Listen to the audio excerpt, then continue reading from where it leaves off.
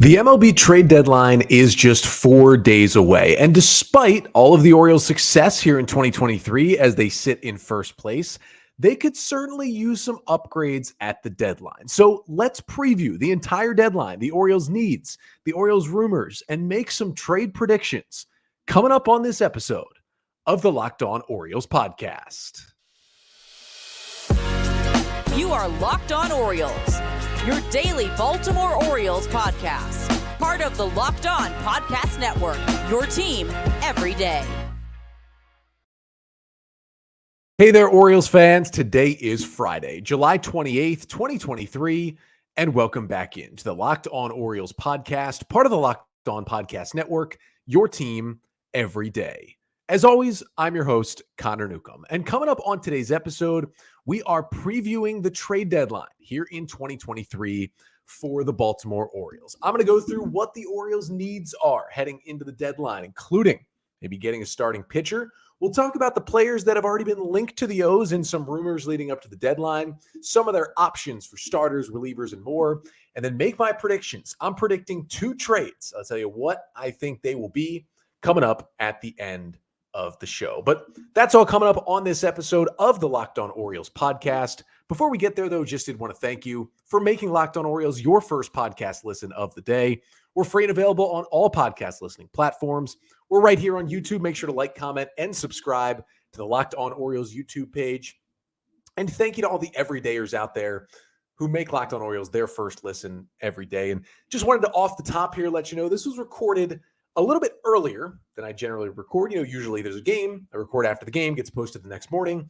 Well, with the Orioles off on Thursday before taking on the Yankees on Friday, and with me doing a little traveling for vacation this weekend, this was recorded much earlier on Thursday. Now, some of the stats are more updated than we're going to talk about. Some of them are just through play on Tuesday instead of through play on Wednesday or Thursday, and I will kind of let you know. Also, if I mention an available player that gets traded in between the time of recording and you listening, that is why. Also, if the Orioles make a trade themselves between the time of recording and you listening, I'll try to get a quick recap up on Twitter and I'll talk about it on Monday's episode. That's also if the O's make a trade this weekend. We'll get to it on Monday, but still thank you for making Locked On Orioles your first listen of the day. So it's a trade deadline preview. Deadline is 4 p.m. Eastern time on Tuesday, August 1st. That means we are just 4 days away at this point from the deadline. And really, there's only been a couple of moves so far. Now, of course, the Orioles have been one of the teams that has made a move so far. And I think that's a good thing. I give kudos to Mike Elias and his staff for doing that, getting a little out in front, right, of the trade market. And about a week ago, acquiring Shintaro Fujinami, the right-handed reliever from the Oakland Athletics for Easton Lucas.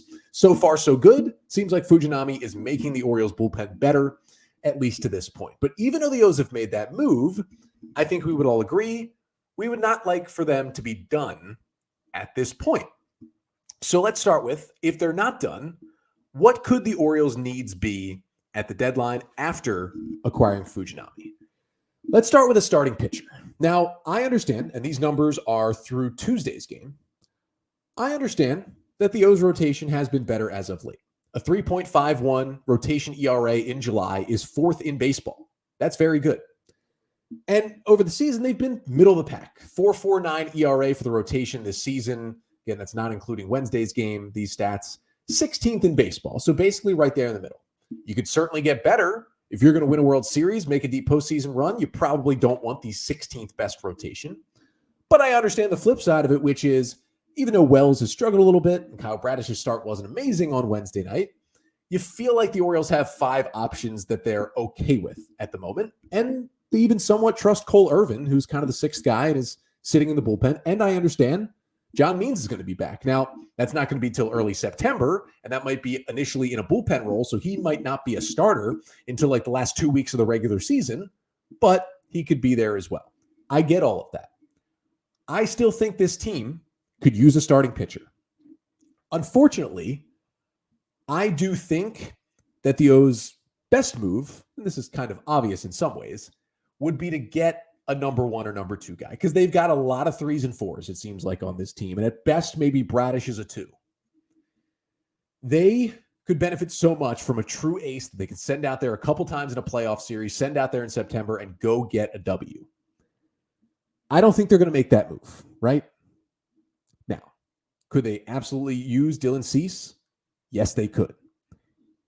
I think the best option rental-wise, it's a guy like Jordan Montgomery, who we'll get to in a little bit. But I think it's starting pitcher. Now, listen, they've got Wells, Kramer, Bradish, Rodriguez, Gibson. It's a good five right now. But all of them but Kyle Gibson, there's a little bit of worry about not maybe innings limits, but just throwing so many more innings than you ever have before in a major league season or even a professional season. I talked about this actually back on Tuesday's episode of this week. Make sure to go check that out. Kind of resetting the Orioles rotation at this point and talking about how a lot of guys are very close to their career high in professional innings.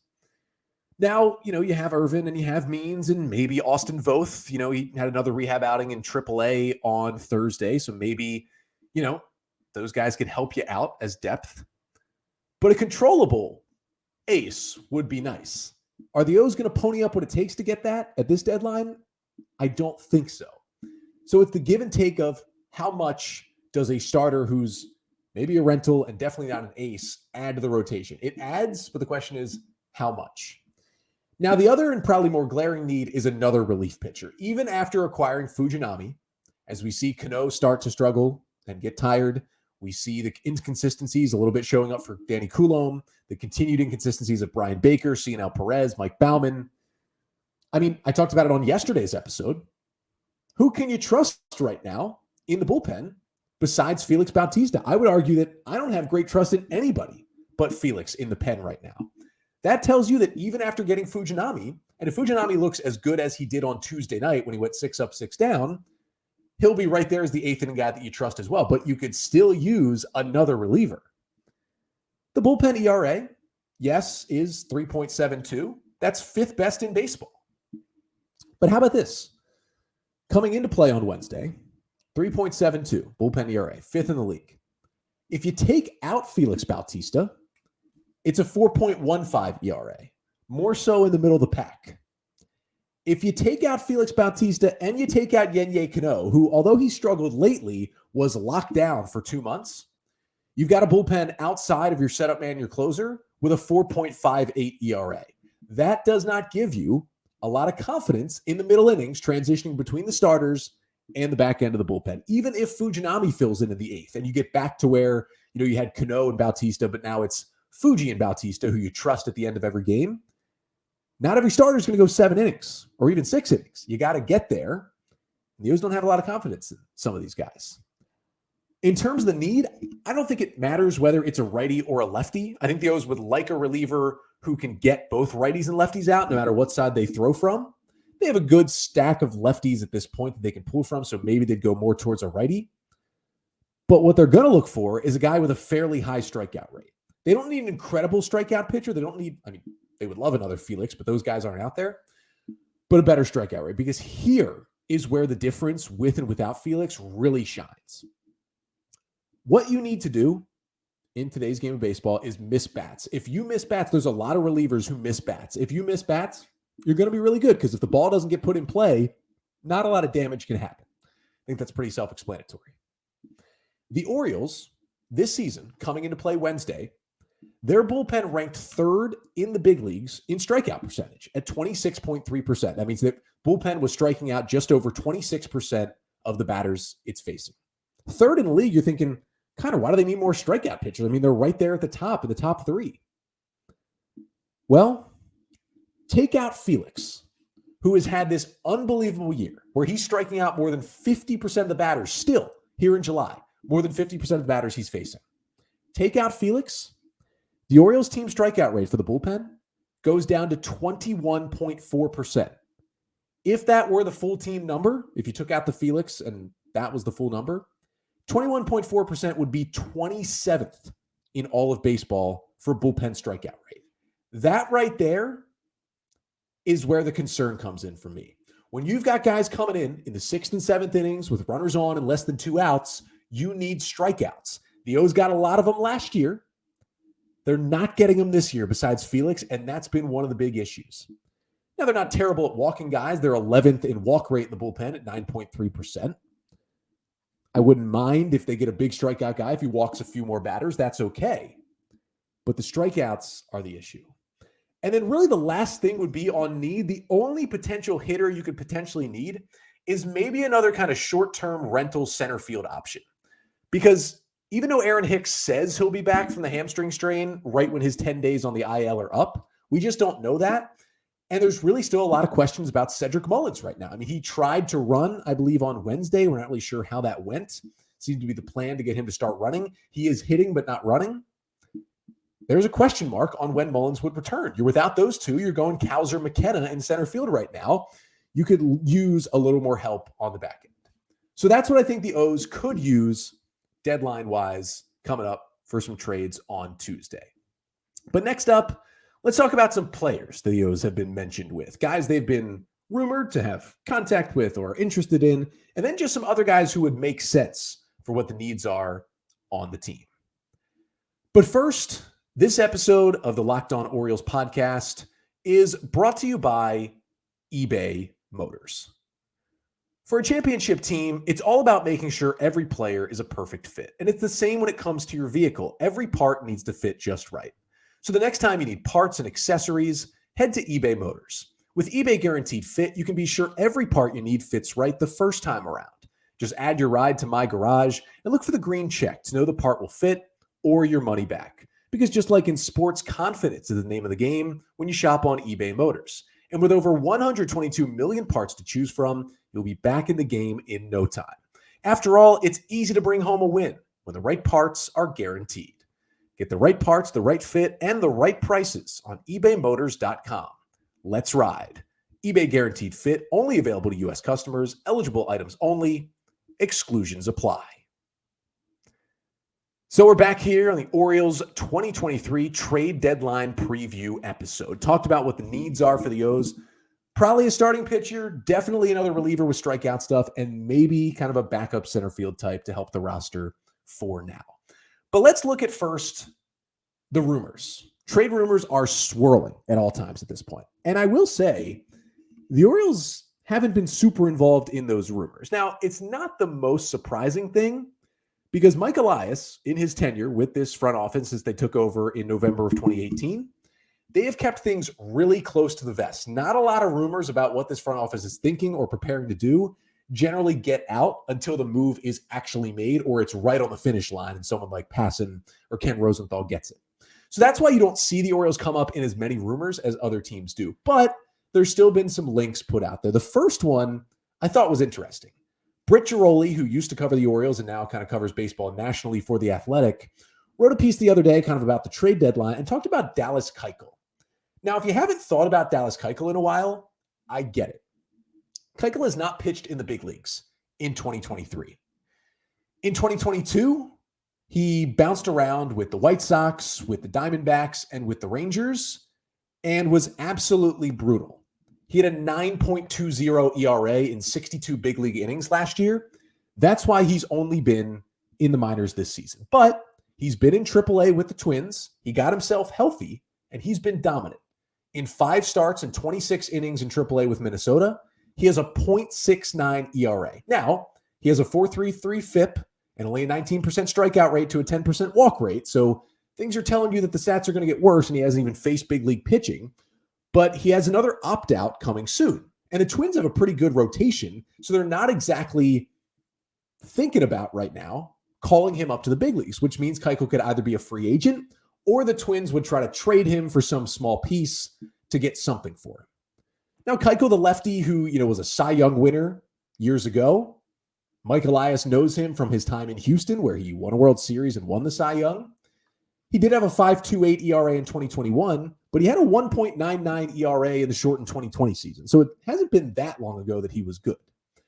Now, I wouldn't love this move in terms of we're going to add to the rotation, but if this is a cheap move for the Orioles to just add to the AAA depth and maybe have another option, he's kind of just an over-the-hill version of Cole Irvin, you would think, but maybe something can pop there. I wouldn't mind if it's depth, but Giroli did connect the Orioles to Keuchel, saying they did go and kind of watch some of his showcases, and they did make an offer to him in free agency. Now, the money was not what the Twins gave him, and that's why he signed with Minnesota, but there is that connection there. Moving on to guys in the big leagues, let's go to Jim Bowden, who, not my favorite writer or former GM, but he gets a lot of rumors and he posts a lot of them on The Athletic. And the most recent ones from Thursday, he put together an article that was 6 hypothetical trades I'd like to see. So generally something like this isn't rumors he's hearing, it's more so conjecture, but there's a little bit of fact built into it in that he kind of knows what teams are looking for on the trade market. He proposed the Orioles would acquire Edward Cabrera, the young right-handed starting pitcher from the Marlins, for Jordan Westburg. I wouldn't hate a deal like that. I love Westburg, but Cabrera's got a lot of years of control. He's got really good stuff, and he's got a lot of promise that the Orioles could mold into an even better pitcher. And he's already had some success at the big league level the last 2 years, and he's very, very young as well. I think that could really help both teams. That's an interesting one. Some other guys they've been linked to. Mostly, it's been rental starters. Now, yes, they were linked at one point to Shohei Ohtani. The Angels said they have taken him off the trade market. They're not trading him, so that's a non-starter right there. Marcus Stroman, they've been connected to. Well, Marcus Stroman had a horrendous start on Wednesday night for the Cubs. Marcus Stroman, who is not necessarily a free agent, but does have an opt-out after this season, which most likely makes him a rental.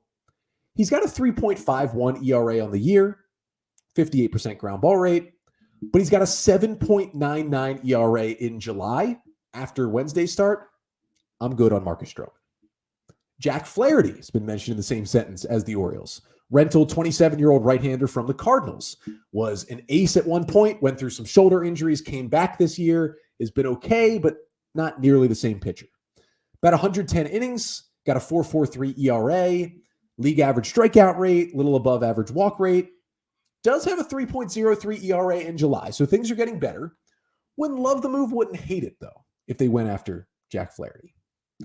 Another one who was mentioned with the O's was Lucas Giolito, but he is now off the table as he was sent to the Los Angeles Angels late on Wednesday night for a couple of the Angels' top 10 prospects. One of them, a catcher who was a top 100 prospect. The other was a pitching prospect who was outside the top 100, but was about a 40 future value prospect. I had put on Twitter a deal where the Orioles would get Giolito and Joe Kelly from the White Sox and would give up Joey Ortiz, Cade Povich, and Logan Gillespie. It ended up being that the two players cost less. Now, it wasn't Joe Kelly. It was Ronaldo Lopez, who was the reliever who also went to the Angels in the deal, who's a little younger and maybe a little better than Joe Kelly. But the reason why you could say, oh, the O's could match that deal easily. Yeah, the O's have the prospects to match any deal. Every deal you see this trade deadline, you could say, factually, the Orioles could have beaten that deal because they can. That's how good and deep the system is. However, in talking to some White Sox people, I had heard that the White Sox were really targeting a top catching prospect who was in the high minors, who was going to be, major league ready within the next year or so. So a guy in AA or above. The Orioles' only good catching prospect really that they have right now is Samuel Basallo, and he is in low A Delmarva, and he's 18 years old. I would not say, for as good as he is, I wouldn't say he's a year away from the big leagues. Instead, they got a 20-year-old catcher who's in AA with the Angels and is a little bit closer to getting to the big leagues. I think that's why the O's couldn't make that deal. They just didn't have that catching prospect that was close to the bigs that they could give up. Another name potentially is Lance Lynn.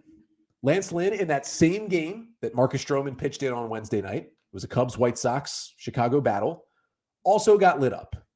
Now, he's an interesting guy, 36-year-old right-hander, 6.47 ERA on the season.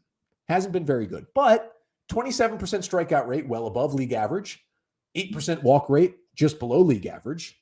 He's kind of changed his pitch mix over the past couple of weeks. He's thrown more curveballs, which is his best pitch. It's allowed him to get more outs and more strikeouts. He does have a 16 strikeout game earlier this year.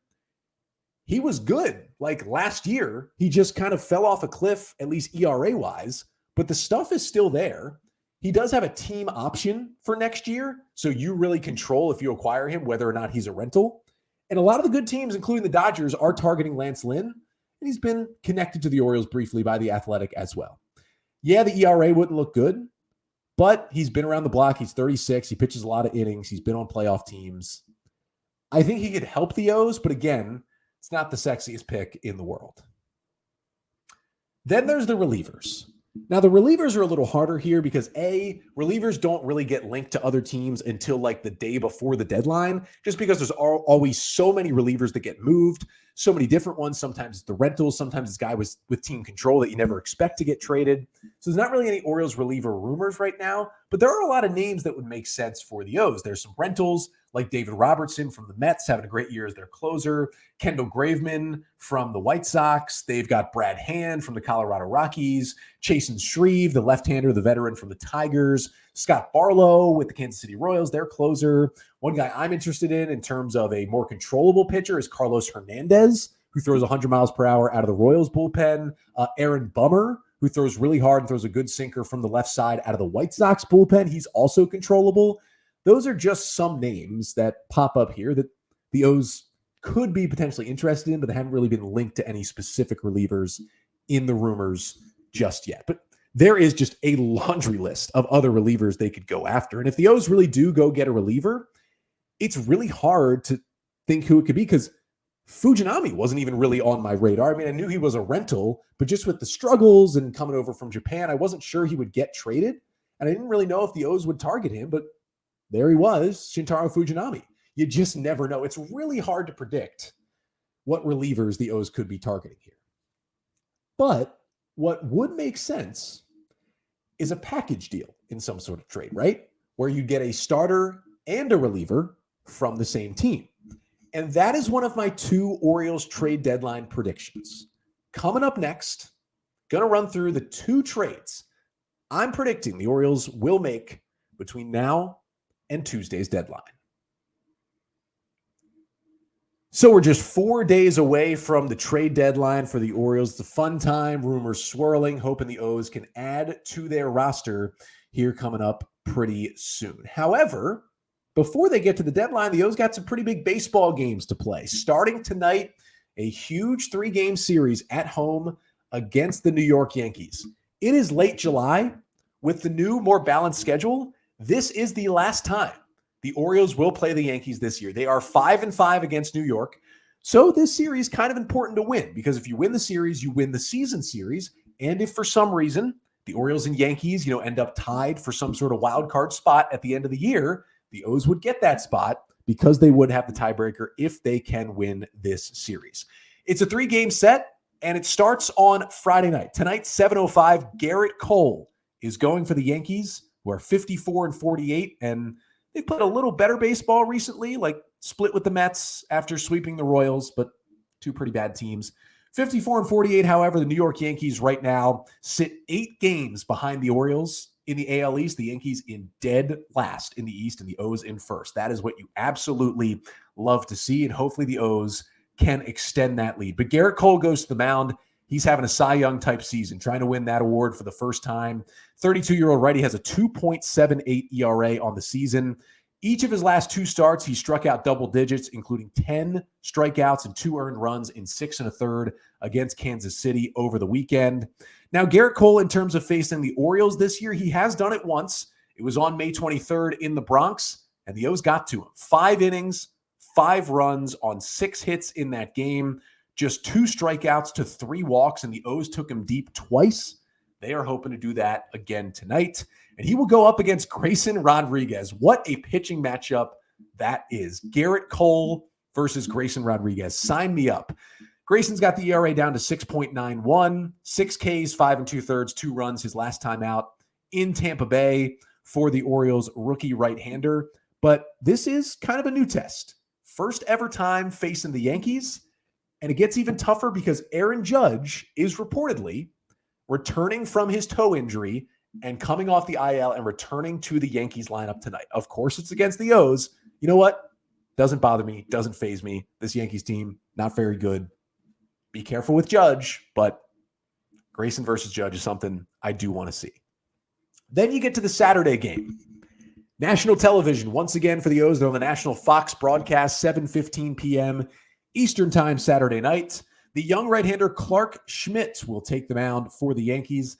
Not having a great year, 4.33 ERA for Schmidt on the season. Last time out against the Royals, just a weird start. 5 2/3, 3 runs, just 2 strikeouts for him in that one. And the Orioles have seen Schmidt already this year. They've actually seen him twice First time was at Camden Yards on April 7th. Schmidt didn't look good. 3 1/3, 4 runs, 5 hits, 3 Ks, and 3 walks. And the next time was in the Bronx on May 25th. He was better. 5 innings, 1 run, 5 hits, 4 Ks, and 2 walks. And Schmidt will go up against Tyler Wells, who has had 2 kind of disastrous starts since the All-Star break. He's trying to get things back on track.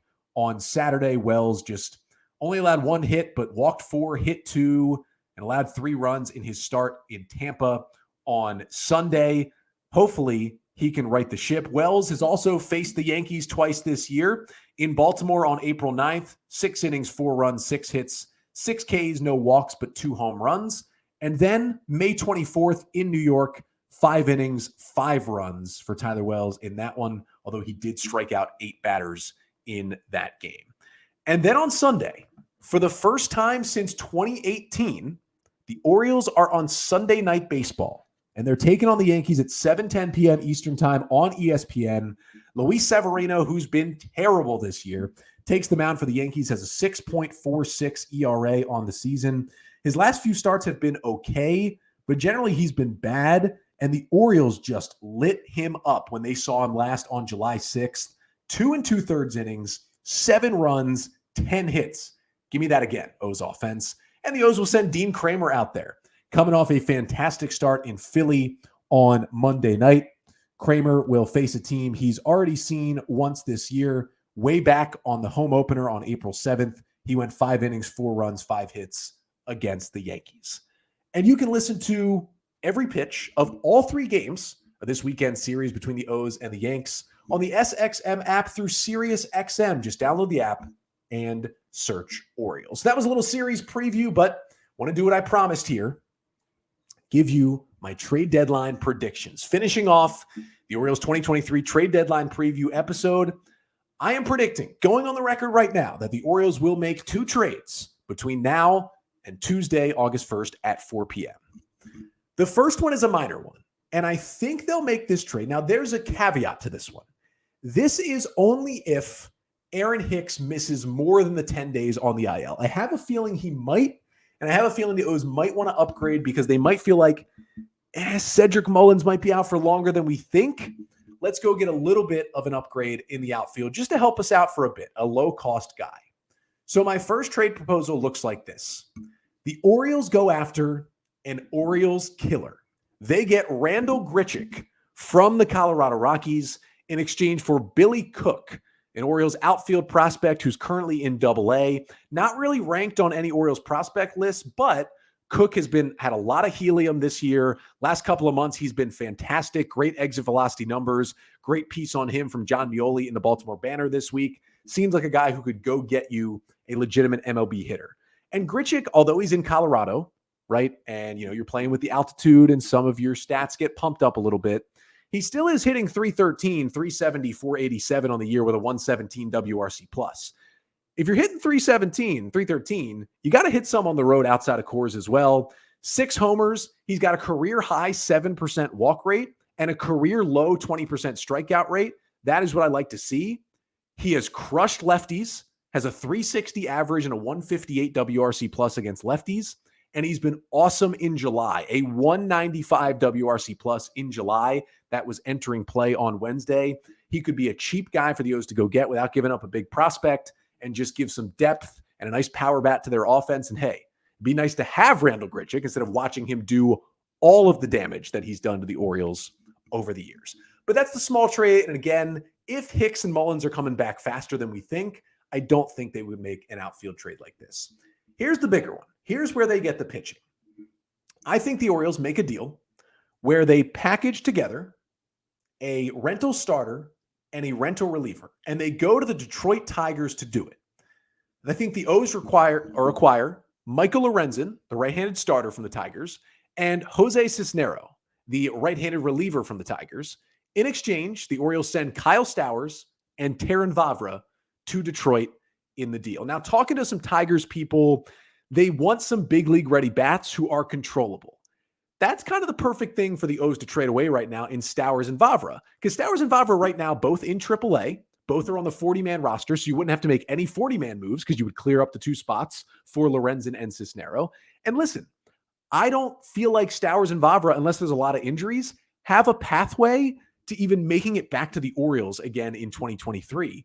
So you might as well get some value for them as they get passed by a lot of other prospects and bring in some pitching to help the team. Now, on the flip side of this deal, you do get 2 rentals. I get it. You're giving away Stowers and Vavra, who, although they've struggled a bit and are in AAA, do have a lot of team control. Lorenzen and Cisnero do not. They are both free agents after the season. However, these are both guys who could help the Orioles right now. Let's start with Cisnero, the reliever. 35-year-old right-hander who in 39 innings this year has a 3.96 ERA. That is entering play on Wednesday. It's a 26% strikeout rate. That's above league average. That's what the O's are looking for, remember. And an 8% walk rate is below league average. Those are great numbers you like to see. Cisnero also can get righties and lefties out, which is huge. Lefties hit just 161 against him, despite being a right-handed pitcher. And it's an interesting mix. Fastball at 96. He throws a sinker, he throws a cutter, he throws a slider, and he throws a hard changeup and kind of mixes them all. Now, the blowback on Cisnero is, in July, he hasn't been good. He's allowed 10 earned runs in 7 2/3 innings in July. Although that's a little unfortunate, he was good earlier in the year. He's been good in his past. He was really good last year with the Tigers, been good in the past with Houston. And he probably comes a little bit cheaper now that he's struggled a bit right before the deadline. But the big fish in this deal would be Michael Lorenzen. And I'm not saying Lorenzen's been amazing this year, but he was the Detroit Tigers' lone all-star representative. 31-year-old righty is a pending free agent, but in 17 starts this year, he's eaten some innings. 100 2/3 innings pitched in 17 starts. 19% strikeout rate, yeah, that's below league average, but a 6% walk rate is well below league average. This guy pounds the strike zone. And while he doesn't get a lot of strikeouts, he gets a lot of ground balls, a lot of soft pop-ups, and he pitches deep into games. That is huge for the Orioles. He is pitching later into games than some of their starters are. Has a 3.49 ERA on the season. And here's the big one. Michael Lorenzen, again, this is entering play on Wednesday, had not allowed an earned run in the month of July. Pitching his best right now, 18 2/3 innings in 3 July starts, no runs, 8 hits, 14 strikeouts, and just 6 walks in July. I will take that every day of the week in the Orioles rotation. He's got a fastball at 94, throws a good hard slider, got a changeup in there, and then mixes in a couple other pitches like a sinker, a sweeper, a cutter, and a curveball from time to time, but he's mostly fastball, slider, and changeup. And the good thing about Lorenzen is if you bring him in, and even if he either doesn't work out as a starter, or if you feel like, hey, we're still more confident in our current 5 starters, Lorenzen has pitched as a reliever a lot in his career. Back with the Reds earlier in his time in the majors, he was a relief pitcher for a long time. Now, he's been a starter for the last couple of seasons, but he is very used to coming out of the bullpen, and his stuff historically has played up out of the pen as well. So if you don't even want to put him as a starter, that's fine. You get a versatile guy here who can pitch as a reliever or as a starter and makes your bullpen that much more versatile. And if you do put him in the pen, you get some multi-inning appearances as well. So at worst, you get 2 solid relievers who both make your bullpen better. So those are my predictions. Look at them again. You got the Randall Grichuk trade right here. And then you got the Michael Lorenzen and Jose Cisnero trade as well. I think both those trades make the Orioles better. They don't have to break the farm system. Yes, they don't get the big name, but they get better on the deadline. And those are my official predictions, and you can hold me to them. But that'll do it for today's episode, and that'll do it for this week here on the podcast. Thank you so much for tuning in. Again, if the O's make a deal this weekend, check out @LockedOnOrioles on Twitter. I'll be reacting on there with probably some videos, but you'll get the full reaction on Monday's episode, along with a recap of the weekend series coming up against the Yankees. But until then, I'm Connor Newcomb, and this has been the Locked On Orioles podcast, part of the Locked On Podcast Network. Your team every day.